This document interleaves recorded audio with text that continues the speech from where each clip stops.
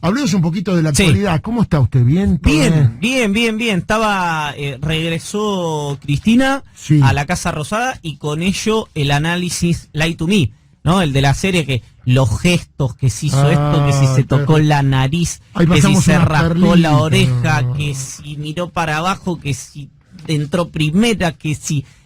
hay una cosa muy impresionante en esto que llamamos ya hace como 10 años cristinocentrismo, que es todo el sistema político girando alrededor de una mujer, en este caso Cristina Kirchner, que a mí me sorprende cómo los sectores que se autoperciben sofisticados no impugnan ese tipo de análisis.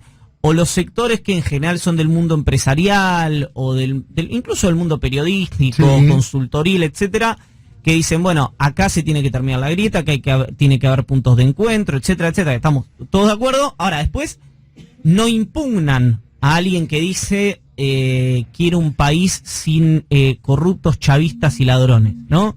Es más, no solo no impugnan, sino que auspician esos programas, se sientan en esos sillones, o cuando... veía un programa el otro día en el que decían, había un invitado que decía, bueno, como hablaba de la dimensión humana de los dirigentes políticos, que yo creo que gravita mucho, y está hablando de la dimensión humana de este, del otro, y se mete un periodista y dice, sí, bueno, en el caso de Cristina, el rol psiquiátrico, claro, ¿no? Entonces, todas esas cuestiones que después son los mismos, los que se sientan en esos sillones, que piden un cierre digamos, una suerte de acercamiento, de punto de encuentro, de acuerdo, etcétera. Eso no va a ocurrir porque tampoco ocurrió nunca. No. Pero sí lo que puede haber es ciertos acercamientos en el que uno cede y el otro cede, que es lo que decía Lula, que era una buena negociación. Ahora, a mí me sorprendió mucho eso. Hacía mucho que no veía televisión en ese marco, me sorprendieron las agresiones. Yo veo permanentemente eso. ¿Y cómo hacemos para acercar o creerle a esas personas cuando hablen de alguna cuestión seria? Es muy difícil. Y la verdad que también veo difícil que acercar las posiciones. Es decir, son muy extremas y veo de un lado, respecto del otro, mucho más odio. Es decir, a ver, a Macri, ¿qué le dicen? La reposera. Pero de ahí más hasta que lo toman en broma. En cambio, con Cristina es como profundo, ¿no? Es psiquiátrica, mirá cómo lo mira. Nunca dijeron mirá cómo mira Macri. No, está claro. Yo creo que ahí, bueno, obviamente pesa mucho, ya se ha hablado muchísimo, esto no es ninguna novedad, ¿no? Pero su condición de mujer, en tanto y en cuanto si un hombre es vigoroso, tiene determinación y una actitud avasallante, tiene personalidad, en el caso de una mujer que está loca, digamos, ¿no? Es decir, perdón, esto es interesante también porque el Macri que cometía todas las tropelías institucionales que cometía durante su gestión, era un Macri de ejercicio de poder absoluto, ¿no? Como reconocimiento. Sí. La Cristina que hace que a mí me puede haber parecido mal, pero no importa eso, que es la que hace presentar las renuncias, mal del punto de vista político, o que escribe la carta, es porque se desequilibró, ¿no? A mí no me deja de sorprender eso, como a una mujer, cualquiera, porque yo creo que si esto le pasara a otra dentro de su mismo espacio político, el razonamiento sería el mismo. No en la sociedad en general, ¿no? Porque otra vez, siempre recuerdo lo mismo. Cuando María Eugenia Vidal se bajó de la camioneta en Mar del Plata e increpó a los bañeros, decían qué actitud la de esta mujer. Cuando Cristina se planta y se pelea con no con bañeros, ¿no? Se pelea con algún poder, ¿no? Con fondos buitre, qué sé yo, es el desequilibrio de Cristina. Igual, ¿vos no crees que es la instalación mediática de esa actitud? Es decir, baja Cristina y ya aparecen los medios diciendo, mirá Cristina, cómo lo increó. Y aparece María Eugenia Vidal y los medios te la bajan como diciendo... Sí, claro. Me parece que eso... Sí, pero es efectivo, Claro, sí, totalmente. De hecho, mira, crea sentido eso, crea sentido. Hay un informe de una consultora que se llama Fixer, que salió anteayer, que la nombro pues fue una de las que pegó el resultado de las PASO, que dice que el 65% de los argentinos piensa que la que gobierna es Cristina Kirchner, ¿no? Con lo cual, al margen de la responsabilidad que le quepa a cada uno, y lo que dice el informe, estoy citando el informe, no algo que piense yo necesariamente, dice, Cristina no maneja las variables centrales del gobierno, ¿no? Economía, energía, empleo, producción y el Banco Central. Y a la vez, la sociedad cree que sí. Entonces, no toma las decisiones, pero paga el costo político de malos resultados en esas áreas. Que después alguien me podrá discutir seguramente de esas áreas que no son malos resultados, etcétera. Estoy citando lo que dice el informe. Y ahí yo creo que hay buena parte de lo que viene pasando los últimos 15, 20 días, o el último año, como lo quieras ver, respecto al gobierno nacional, ¿no? Es decir, Cristina absorbiendo, desde el punto de vista de la imagen, el deterioro de la imagen del gobierno sin tomar las decisiones. De hecho, es algo que Alberto Fernández dice bastante en privado, y yo creo que lo dice y que es un acierto en el análisis del presidente, que dicen, la gente cree que Cristina me maneja, y justamente parte de lo que pasó los últimos 15, 20 días o el último año es porque no me maneja. Claro, bueno, los que conocemos a Alberto, vos también lo conocés un poco, es un tipo moderado, pero defiende mucho sus convicciones. Sí, claro. Por ahí vienen las discusiones. Exacto. Porque no es que dice, bueno, tenés razón. No, al contrario, discute. Sí, las discusiones, y a mí me parece que las discusiones en ese sentido son muy sanas, excepto cuando escalan a niveles que empiezan a ser incomprensibles de codificar para la sociedad. Claro. Ahora, hay algo interesante que se dijo mucho después de la presentación de las renuncias de los ministros cercanos a la vicepresidenta y de la carta, que es que muchos sectores empresariales, sindicales, políticos, etcétera, periodísticos, le impulsaban, no solo algunos dentro del propio gobierno, lo empujaban al presidente a romper con Cristina Kirchner. Y me parece interesante eso por dos cosas. Primero, porque nunca entendió el sistema en Argentina. Hace 15 años que la política orbita sobre Cristina Kirchner y todavía no entendieron cómo es la relación de Cristina Kirchner con su electorado. Que es directo. No está mediado por nada. Entonces, vos podés romper con Cristina Kirchner, y no que si rompés con Cristina Kirchner, el 30% de Cristina se queda. Se va. Te vacía de capital político. Y el primero que entendió eso fue el presidente. Claro, yo creo, y comparto lo que decís, que lo que apostaron los primeros 3 meses, quienes no dijeron nada y se tragaron el sapo de las elecciones, es que Alberto iba a sacarse de encima a Cristina. Exacto. Y nos dimos cuenta los primeros 3 meses que eso no iba a suceder. Es más, no sé si no notaste que cuando se dieron cuenta hubo un cambio de postura de los medios hegemónicos, porque, vamos a decir la verdad, los primeros meses no le pegaron al gobierno mucho, diríamos. No, claro. Diciembre, enero, febrero, empezó la pandemia y se acabó la historia. Así es. Acompañado por la vicepresidenta Cristina Fernández de Kirchner. Que ahí arrancó el Lie to Me. Claro. Arrancó el periodismo y el análisis Lie to Me. Sí. Ah, claro. Se rascó, Bueno. se rascó la cabeza. Se rascó la cabeza. ¿Qué quiere decir? Se rascó la cabeza. Iván. Claro, ¿qué quiere decir? Se rascó la cabeza. Ese movimiento de hombros indica que si así se le mueven los hombros es porque en realidad pateó por abajo de la mesa. Le está pegando patadas al presidente Exactamente. por abajo de la mesa. Exactamente. Y así. Obviamente, Muy bueno. no podemos yo me tomo siempre en forma el periodismo Lie to Me. Viene acompañado de un sismo político la semana posterior a las PASO. No es que en este caso viene en base a nada, pero siempre me parece muy impresionante que quienes se autoperciben más sofisticados, ¿no? Con más complejidad a la hora de analizar las cuestiones, hay cosas que las miran de un punto de vista tan ramplón y tan simple que ya ni digo si es acertado o no es acertado. Me parece completamente aburrido. Sí creo que hay cosas, yo sé que estoy en franca minoría con lo que voy a decir. A ver. Ya lo he dicho varias veces. Tentame acompañarte en una. No me vas a acompañar, porque ya sé que estás en contra, ya lo hemos hablado, a menos que hayas cambiado de opinión. A ver, puedo cambiar de opinión. Yo creo que creo que a nosotros nos tiene que regir una colegiatura. A los periodistas y a las periodistas. Siempre lo he dicho, no por cuestiones de opinión. ¿Sabes cuál es el problema con la colegiatura? Ya sé cuál es el problema. ¿Quiénes la van a dirigir? Exacto, ya lo sé. Entonces, ¿de qué va a servir? No. Se piensa, igual quiero salir rápido de este tema, pues ahora nos interesa solo a los periodistas. Pero ¿por qué digo esto? Porque me lo acuerdo por cuestiones como, no sé, para decir algo muy, muy claro, difusión de escuchas ilegales.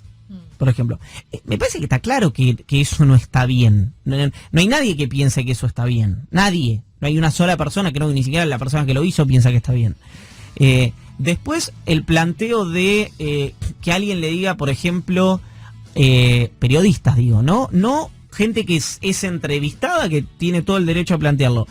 Pero qué cosa le dicen que Cristina es una psiquiátrica o que Macri es un, qué sé yo, no se me ocurre, un mafioso, no sé. Eso tampoco es no sé, hay cuestiones que no fueron buenos ejemplos, pero sí, que me parece que tiene que haber márgenes de acción, porque si una enorme parte de la población rige su discurso, no digo que rija su voto, pero rige su discurso en base a lo que sale en los medios, no hay forma de construir ciudadanía si Fernán Quirós lo defiende a Ginés González García o no lo defiende, pero dice, relativiza o le plantea un marco de situación a lo que fue el vacunatorio VIP, y los periodistas le dicen, prácticamente le dicen cucaracha, ¿no? Y le dicen, anda, tomate la voz, corrupto. ¿Dónde están los bolsos de López? ¿Viste? Para que le digan a Quirós, dice, hacete cargo de los bolsos de López. No sé quién es López, no lo vi en mi vida. Bueno, pero pensá que el para qué te traje quedaría muy escueto. Eso es verdad, Pasaste, eso es verdad. sé, Estamos mirá atentando contra nuestros propios sí, intereses. sí, es mirá el cierto. vaso medio lleno. Pero bueno, la cuestión es que el principal culpable de esto es Martín Weissman, ¿no? Eso me parece que está fuera de Gracias, discusión. Weissman. La cuestión es que en ese marco de deliberaciones volvió Cristina Kirchner a la Casa Rosada, volvió a mostrarse con el presidente después de la presentación de las renuncias. Hubo fotos de ambos muy sonrientes y conversando, que fue obviamente las que decidió difundir Presidencia y las que decidió difundir también el área de comunicación que tiene Cristina Fernández de Kirchner. Lo importante, esto sí me parece que fue importante, desde el punto de vista gestual era muy importante. También lo importante ocurrió después, es decir, que fue el anuncio de la Ley de Promoción Agroindustrial. Sí. Y una discusión no saldada todavía en el frente de todos, que tiene que ver con cómo te relacionas con los sectores dinámicos de la economía, ¿no? Con los sectores que traen dólares, digamos. De hecho, vos ahí tenés la particularidad de que la presencia de la vicepresidenta, y esto es como no es opinable, me parece, al no haber intervenido y al no haber tenido ningún rol en la elaboración del proyecto, por lo menos hasta donde se sabe, no tenía ninguna otra explicación que la foto. La foto misma, porque de hecho, si te pones a pensar, se me ocurren pocos lugares más razonables para mostrar que Cristina Fernández de Kirchner forma parte de tu espacio, que en una ley de promoción de inversiones para el agro. Para el agro, claro. Que es como, claro, o sea, como Claro. el único lugar más irrazonable para hacer jugar políticamente la figura de la vicepresidenta debe ser, no sé, un crédito blando a Clarín. Claro. Como, bueno, Está bien eso. no No, hay. pero es verdad lo que sí, o sea, estuvo en un mismo acto la vicepresidenta con todo el Consejo Agroindustrial, y yo creo que ahí la designación de Julián Domínguez como ministro un poco viene a ver, viene Sí, a igual hay marcar que para decir dónde que- apunta el gobierno, porque Julián Domínguez asumió con la función de recomponer ese vínculo. Igual hay doble vía ahí. Es decir, Julián Domínguez tuvo el vínculo y destraba el cierre de las exportaciones a la carne con la mesa de enlace. Sí. Y Cristina ya se había reunido hace 8 meses, 9 meses, más o menos, estoy citando de Con memoria. el Consejo Agroindustrial. Con Gustavo Sí, Irígoras claro. en el Senado del Consejo Agroindustrial. Que y el venían- año pasado se había reunido con todo el Consejo Agroindustrial. No, el Exacto. Consejo habla de Sí. más de 10 reuniones que tuvo con altos Exacto. ejecutivos, muchas veces con incluso la vicepresidenta, para que se consiga esta ley. Esta ley viene desde el inicio de la gestión. Sí, que va a haber, vamos a ver cómo, yo creo que va a avanzar, pero vamos a ver cómo camina el anuncio. Lo cierto, volviendo a la cuestión más política, digamos, todas lo son, pero es que se reconfiguró claramente el gobierno en cuanto a su actividad, lo cual implica que cuando había críticas al funcionamiento de la coordinación interministerial no tenía que ver con llevar agua para un molino para el otro, como planteaban algunos, y algunas, sobre todo, sino con un funcionamiento errático que evidentemente está ocurriendo, simplemente por, uno lo ve en comparación, digamos, con la llegada de Mansur y esa hiperactividad. Lo que no implica, quiero ser enfático con esto, que esto sea soplar y hacer botella, ¿no? Es decir, llega una persona con poder político, con poder territorial y con poder en el establishment, y eso automáticamente se configura como una mejora para la sociedad en su conjunto. No, lo que se configura es como un funcionamiento más dinámico del gabinete. Nada más, los problemas de fondo persisten, las discusiones de fondo persisten, y hasta ahora lo que se ha visto es sí un cambio de una oxigenación en ese sentido, y un chiste que se ha hecho mucho en redes sociales también, que es que toda la gente en la televisión, oficialistas, opositores, dice que el gabinete tiene más volumen político, ¿no? Pero bueno, la verdad es que es cierto, tiene más volumen político. Y creo que ese también es el objetivo. Aníbal Fernández lo decía, lo entrevistamos el miércoles a la noche, y dice: Luisito Basterra es un fenómeno. Pero ¿cuál es la diferencia de Julián? Que Julián tiene política. Sea Aníbal defendiendo a Julián Domínguez. Sí. Leí en un newsletter que lo que se consideraba era que a partir de los cambios en el gabinete había muchos ministros que dejaban de pedir permiso para tomar medidas. También. Sí, igual cuesta creer, o sea, evidentemente hay una decisión política que trasciende la mera figura. A ver, a mí me cuesta mucho creer que todo esto que pasó no pasaba porque el jefe de gabinete era Santiago Cafiero. Es un razonamiento desde corto a ramplón. ¿Qué cosa? Que se trate solo del cambio de una figura. O sea, evidentemente hay una decisión política del gobierno de, lo voy a decir de una manera sencilla, pasarlo a nafta, podemos decir. Bueno, es que no fue solamente el cambio de una figura. Nadie puede pensar que una figura dinamiza, obstaculiza. Primero cambiaron varios nombres y después, claro, hay una diferencia en cuanto a la toma de decisiones. Creo que ahora hay más anuncios. Eso, yo creo que tiene que ver con la toma de decisiones. Y yo creo que sí hubo un cambio muy... que por eso digo que es de suba de acciones en el corto, no sabemos si en el largo, pero que esa suba de acciones en el corto del gobierno, por lo menos desde el punto de vista del ordenamiento interno, no sabemos del electorado. Es decir, yo creo que pesa mucho más el bardo de la primera semana negativamente para el gobierno que el ordenamiento político interno de estos 20 días de Mansur como jefe de gabinete. Que además quiero decir una cosa, creo que lo oxigena hasta el punto de vista estético Mansur eso. Es decir, era un gabinete muy metropolitano. Y esa metropolitación del gabinete... Porteñización, querés decir que te va a hacer Bueno, más pero fácil. metropolitano, porque no era solo porteño. Primer, segundo y tercer cordón había. Me parece que lo que hace además es darle una dimensión distinta, no solo respecto al lenguaje, sino a las evocaciones. Por ejemplo, cuando Mansur dice, ojalá Dios nos ayude, a mí me sorprendió mucho que, para mí, yo me transformé casi en un indolente, lo cual es un problema para analizar la realidad. Pero vi muchas reacciones negativas, es decir, burlándose de eso. Pero, por ejemplo, mi amigo Seba Carníbal, el hijo de Osvaldo Carníbal, uno de los jefes de las iglesias evangélicas de Argentina, me escribió destacándolo como algo muy positivo, como la apelación a la dimensión espiritual de la sociedad.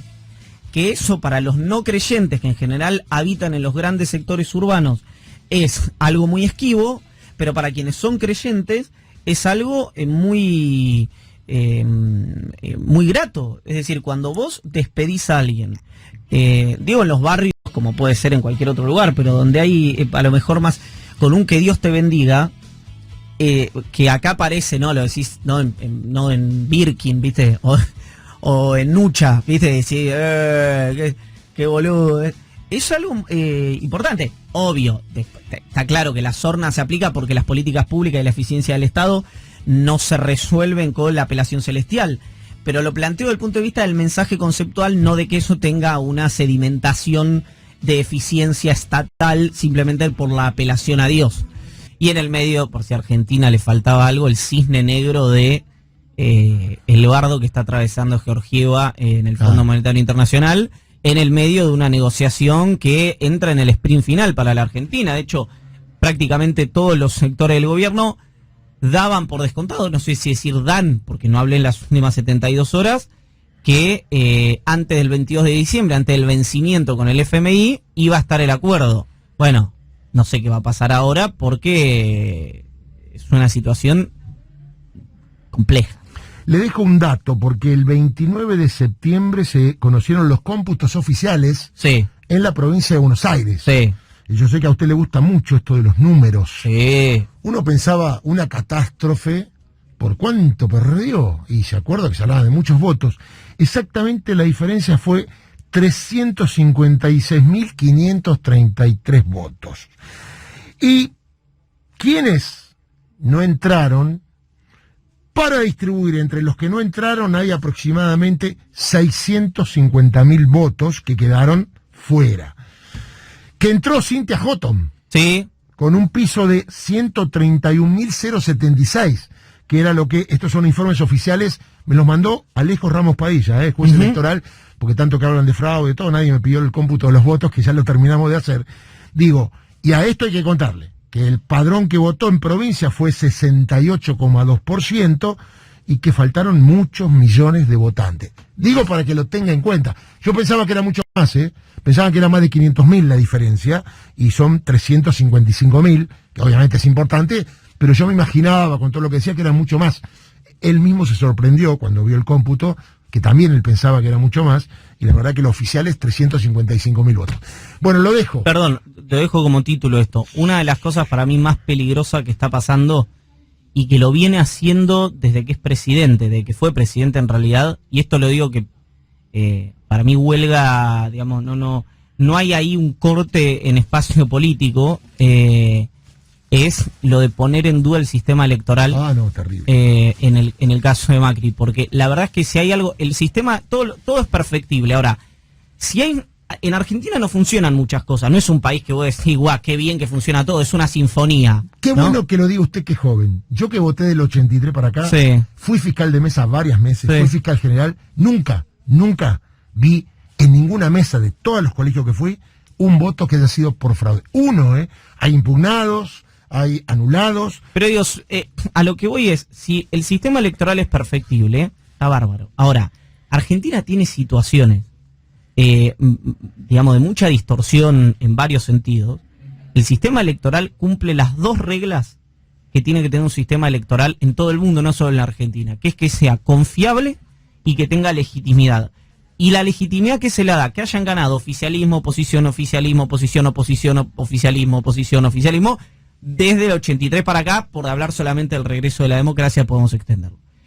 Me parece que lo que han hecho, no solamente Macri, que uno de la nada no espera nada, sino una persona que, por ejemplo, estuvo a cargo de la organización de las elecciones y sabe cómo funcionan las elecciones, como es el caso de Rogelio Frigerio, sorprende por la falta de estatura política del exministro del Interior, que uno lo pretendía como alguien distinto, digamos, un poco más cerebral dentro de la estructura de Juntos por el Cambio. Se ha revelado como alguien bastante rústico en tanto a sus presentaciones públicas.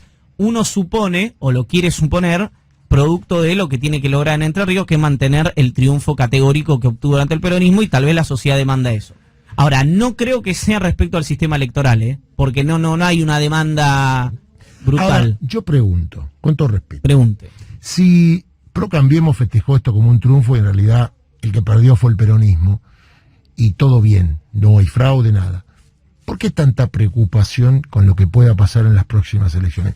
Si el gobierno está mal, si no adopta medidas, No, si la gente no va, van a ganar igual. Es para empujar, me parece que está claro que es para que no haya una fuga de votos hacia terceras fuerzas, y para empujar a toda la gente que fue a votar, que vuelva a votar, y a la que no fue a votar, que tenga medido Juntos por el Cambio, que vaya a votar ese espacio. Y yo creo que lo de Juntos por el Cambio fueron todos. Es como, es como lo de la Porque presidencia ellos están más enojados que nosotros, ¿no? es como la presidencia de la demanda de la presidencia de la Cámara de Diputados, ¿no? Tiene que ver con eso. Me parece que más fuegos de artificio, por más peligroso que sea. A ver si sería interesante que aparezcan Monzó, por ejemplo, Pinedo, ¿no? Que Pinedo con 8 senadores, el peronismo le dio la presidencia a la Cámara del Senado. Claro. ¿Por qué? Y bueno, porque la línea sucesoria, digamos, ¿no?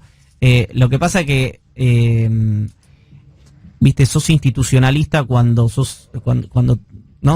te conviene. No ser institucionalista siempre es un problema. Me parece que el Pro Cambiemos rompe con todo, hasta con los códigos tradicionales de la política. Pero a mí me sorprende, yo ya me tendría que dejar de sorprender, ese es mi problema. Verdad. Bueno, le doy lo último. Sí. En 1983 mi papá era gerente de noticias de Canal 3. parece. Sí. Hubo elecciones después de Sí. la democracia, Raúl Ricardo Alfonsín por un lado, Ítalo Luder por el otro. Usted era chico en 1983. No había nacido. Perfecto. Estaba a 6 años de mi nacimiento. ¿Sabes qué hacía el viejo peronismo o periodismo? Iban todos los canales a un colegio. Sí. Cerraba la votación 18, todo bien, cámara, en vivo y en directo. Urna. Se abre. Se abre la urna. Se tiran todos los sobres. Abren. En cámara. Raúl Alfonsín. 1. Piloncitos.